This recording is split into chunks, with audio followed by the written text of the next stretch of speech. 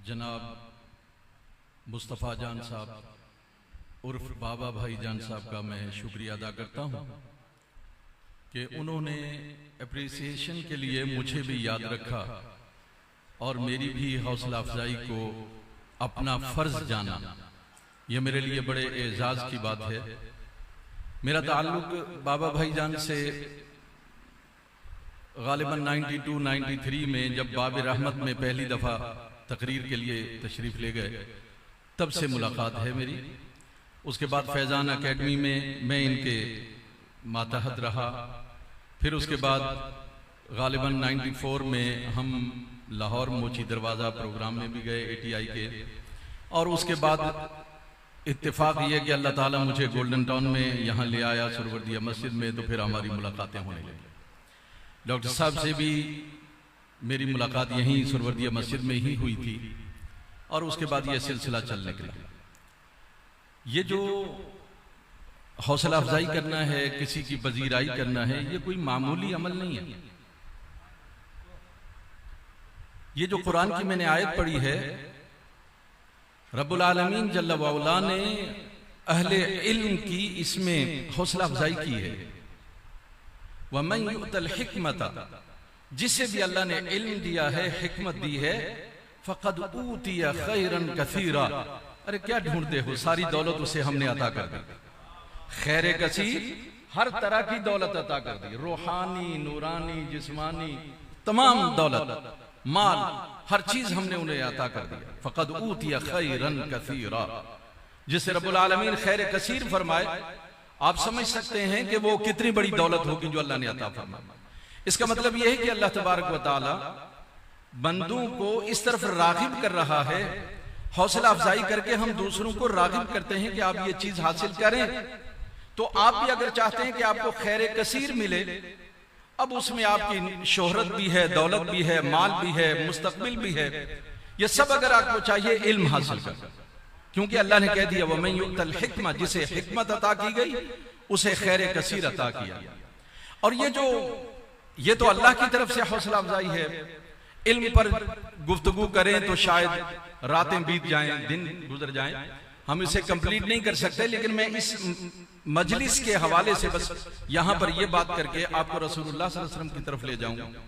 आप सल्लल्लाहु अलैहि वसल्लम ने सारी जिंदगी, उलमा तशरीफ फरमा है, और बहुत सारे काम किए, लेकिन एक काम यह भी किया कि लोगों की अच्छे कामों पर हौसला अफजाई की।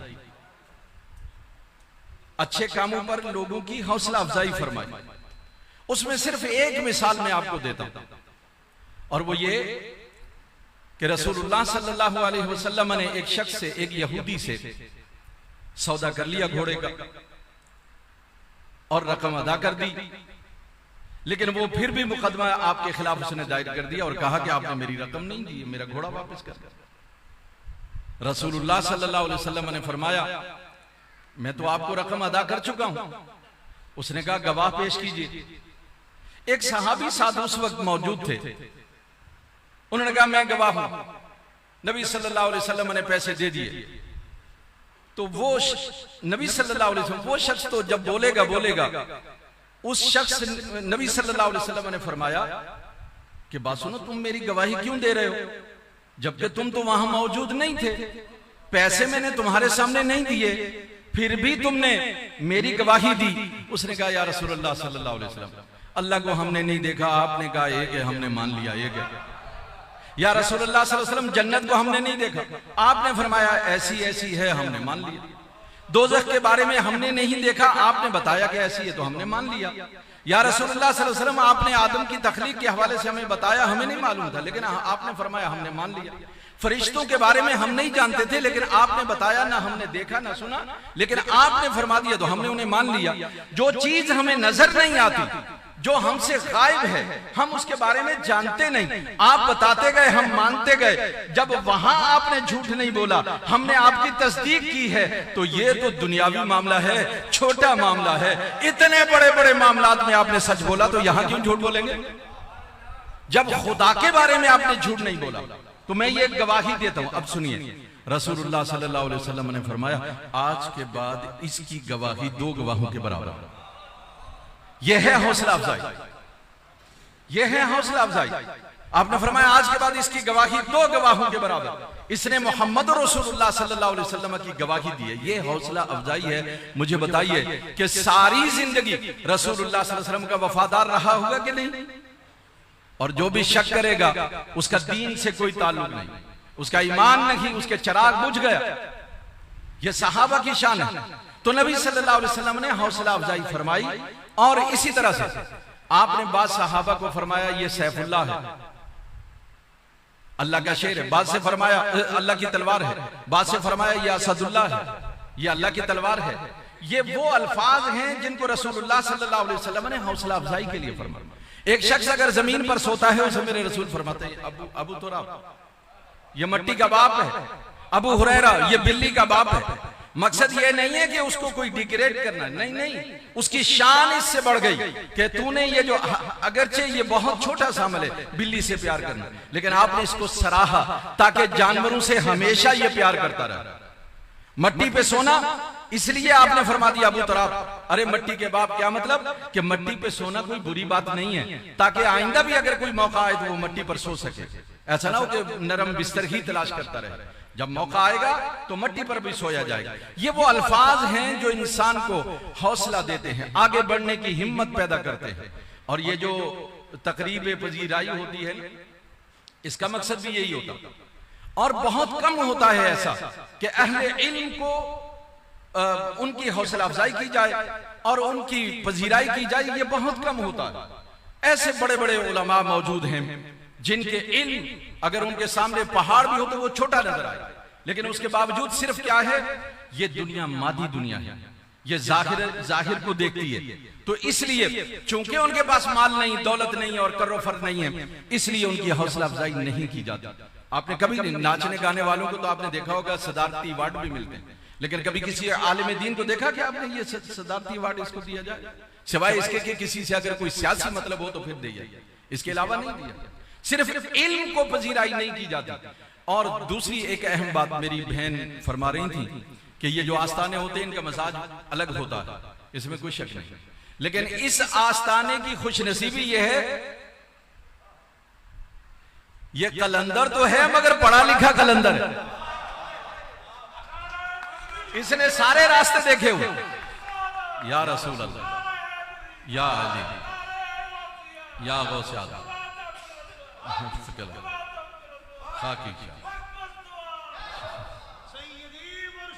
या नबी, या नबी, या नबी, या नबी, रसूल के गुलाम हैं, मौत भी कबूल है तो जिंदगी फजूल है, तो जिंदगी फजूल है के मुस्तफा, हमारा इश्क मुस्तफा, इश्क मुस्तफा, हमारा इश्क मुस्तफा, हमारा इश्क मुस्तफा, हमारा वो इमाम है, हमारा वो इमाम है, या नबी, या नबी। तो ये इस आस्ताने की खुशनसीबी है। हर आस्ताना इल्मे लदुन्नी पर तकिया करता, वो बुनियाद बनाता है। अगर उससे कोई बात की जाए तो वो कहते हैं कि हजरत ने इल्मे लदुन्नी हासिल किया। मैंने नहीं देखा, ये अंदर की बात है। मैं जानता हूं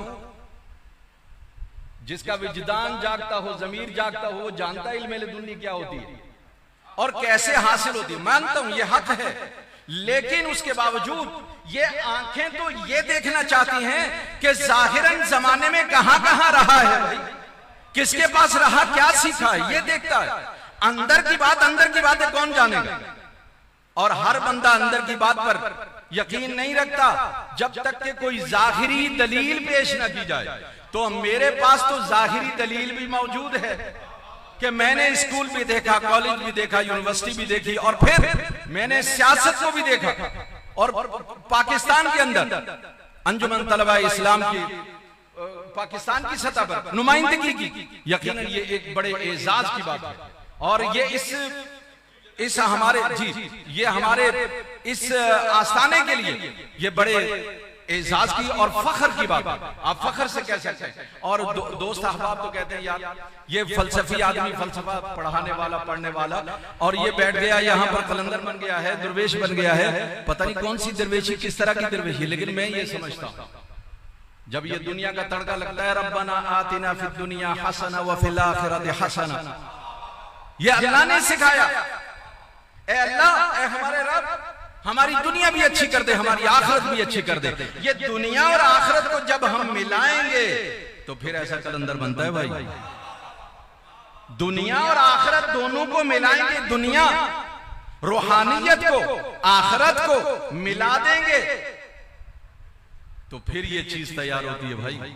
तो इसलिए ये पजीराई जो आज हमारी की गई है, और खास तौर पर मुझे जो याद किया गया है, तो मुझे दिल में इनकी कदर पहले भी थी, अब और ज्यादा इजाफा हो गया। और मैं वैसे भी इस घराने का एहसानमंद खुद को समझता हूं। मुमकिन है बाबा भाईजान समेत बहुत सारे लोगों को मालूम न हो कि क्यों, लेकिन मैं जानता हूं और मैं इस बात को मानता हूं। और मैं बरसरेआम वो बातें नहीं कर सकता, लेकिन मैं ये कहता हूं कि मैं एहसानमंद हूं और मैं दिल की गहराइयों से इनका शुक्रिया अदा करता हूं कि इन्होंने मुझे याद किया और मेरी हौसला अफजाई की आप सबके सामने।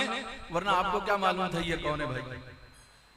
तो ये मेरी वो एक अपनी पहचान या अपना एक मामला, एक नाम, वो अलग है। लेकिन इस हल्के के अंदर शायद मैं इतना मुतारिफ नहीं था जितना कि आज बाबा भाईजान ने कर दिया।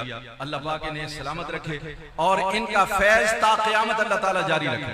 लेकिन आपके लिए सबक ये है, अल्लाह भी बंदों की हौसला अफजाई करता है, रसूलुल्लाह सल्लल्लाहु अलैहि वसल्लम भी हौसला अफजाई करते हैं, सहाबा ने भी यही काम किया कि जो अच्छा काम करे उसकी हौसला अफजाई करे। आपके सामने एक मिसाल पेश कर दी कि देखो दुर्वेश होना अच्छी बात है, कलंदर होना अच्छी बात है, लेकिन साहिबाने इल्म और अहले इल्म की कदर करना, उनकी इज्जत करना और उनकी पजीराई करना, उनका एहतराम करना, ये आपके पीर साहब की भी सुन्नत बन गई है। अब आपको चाहिए कि इसको आगे रवाएं। ये आपके लिए सबक कि उलमा का एहतराम करें, साहिबाने इल्म की पजीराई करें, उनसे राब्ता रखें। इस मुआशरे का सबसे बड़ा जो अलमिया वो ये है कि ना तो उलमा की पजीराई की जाती है, ना ही अहले इल्म से कोई फायदा उठाया जाता है, बल्कि ये तो वो मुआशरा बन गया कि जिसकी आंखें खुल जाएं उसे पकड़ के जेल में बंद कर दो, जिसकी आंखें खुल जाएं वो देखने लगे उसे पत्थर मारो, जिसकी आंखें खुल जाएं वो देखने लगे, वो अच्छा मशवरा देने लगे, उसे जो है वो कत्ल कर दो या गायब कर दो। ये मुआशरा बन गया मेरे भाई। तो हौसला अफजाई करते रहिए, आप देखेंगे कि अल्लाह पाक आपकी इज्जतों में इजाफा करेगा। मैं अपने दोस्त और बहुत ही मेहरबान साथी मोहतरम जनाब डॉक्टर प्रोफेसर नईम अनवर नोमानी साहब अजहरी दामत बरकातुहुल आलिया, मैं उनका भी शुक्रगुजार हूँ। आज अल्लाह तबारक व तआला ने काफी अरसे के बाद हमारी दोबारा मुलाकात भी करवा दी। और इसी तरह से हमारे प्यारे साथी जनाब हजरत अल्लामा शफीकुर रहमान भट्ट साहब वो तशरीफ लाए, अल्लाह पाक उन्हें भी जज़ाए खैर अता फरमाए। और आप सबका मैं शुक्रिया अदा करता हूँ और बिलखुसूस बाबा भाईजान का